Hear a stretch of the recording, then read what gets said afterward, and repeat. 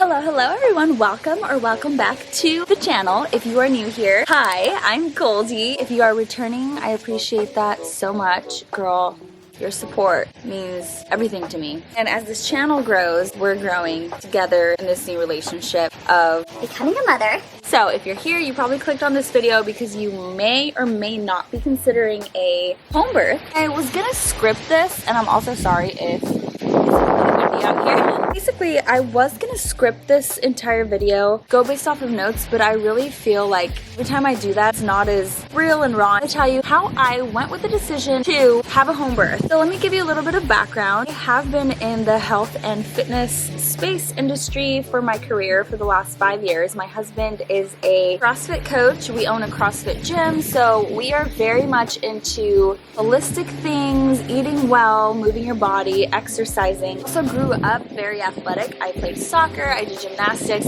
So when it came time to get pregnant and decide how am I gonna bring this baby into this world, it was kind of the first time I ever really thought about it. I never really thought one day when I do end up having a baby, I want it to be this way. No, my husband and I, he was very much on board before I was. So he was like, I think a home birth would be really cool. I think it would make a lot of sense for you and I as a couple, is what he told me. He gave me his reasons. It's on our terms, it's on our grounds, it's at our pace. I couldn't disagree. So when I did get pregnant, the only hesitation really that I had as I was leaning towards a home birth was, oh my gosh, what if something goes wrong? So we're just gonna cut to the chase, right? Because you might be thinking of the same thing. It can be scary when you don't have the knowledge. What's gonna happen if something does go wrong? What if I end up at a hospital? How does all of that work? First of all, I'm gonna tell you, knowledge is power. When I started to look around for a doula and a midwife, I really went straight to looking for personal close friends, looking to them for referrals. I found my doula and midwife through my good friend Michelle, who had a home birth earlier in the year. I read her story on her Instagram and it was a beautiful story. It was exactly what I envisioned for myself. I really think the first time that the seed was planted for me of a home birth was when was in 2020.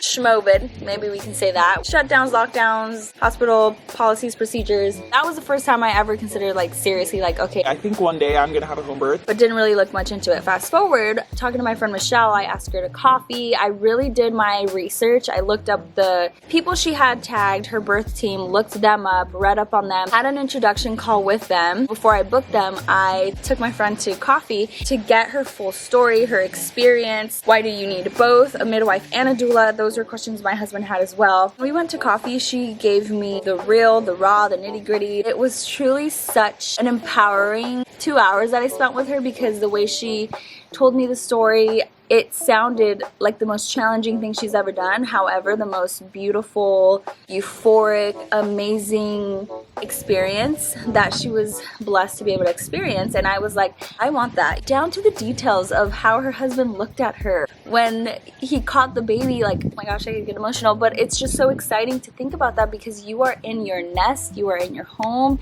undisturbed. You get to set the tone, the setting. You feel safe. I did ask her, what happens if something goes wrong? She's like, most of the time when something goes wrong, what I learned is that there's either like an actual medical condition, something with the mom. They wouldn't even like allow it to get to that point. So if you need specific hospital medical attention, that's where you would start out, right? If you are a relatively healthy, active individual with not any medical restrictions or conditions, you should be totally fine. And in the case of a transfer, what really happens is the mama kind of taps out, if you will. Kind of get to a point where it's just so much, so painful, so exhausting. However they are feeling, you might think, I can't do this anymore, rush me to the hospital, I want an epidural.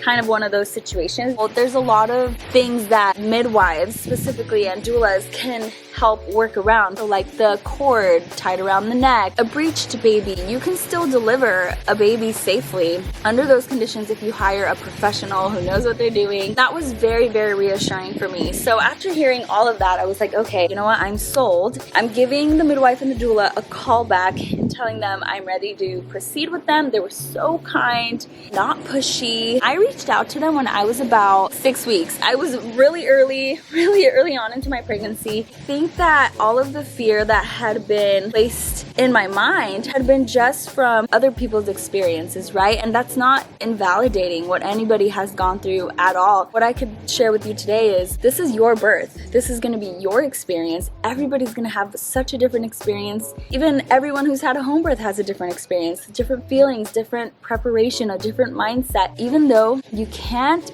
control exactly how your birth story is going to happen, how long you're going to be in pre-labor, active labor, transition, how long are you going to push, you really have no control over that. What you do have control is all of the things you do leading up to it and your mindset through it, right? The groundwork you do before, how active you stay, how well you nourish your body. I'm literally doing like affirmations every morning. I go on a walk, Christian positive affirmations like my body was built to do this, God blessed me to do this, I am capable, I can do hard things, just all of those things matter. And I really do believe when it comes down to it in that moment when I am delivering this baby, which we are going to be 20 weeks in 2 more days, I know it's all going to pay off. I know, because it is hard work, it is preparation. It's like preparing to go into the most challenging, I like to see it as a workout, the most challenging, incredibly difficult testing, trying workout of my entire life. And I'm in training. This is my training season. Stretch, do yoga, even how I do CrossFit, how I train has changed, and it's all centered around my baby. I think the biggest thing for me was just that fear of what happens if something goes wrong. Nothing has come back abnormal. They feel comfortable and safe to proceed with me. Again, this is just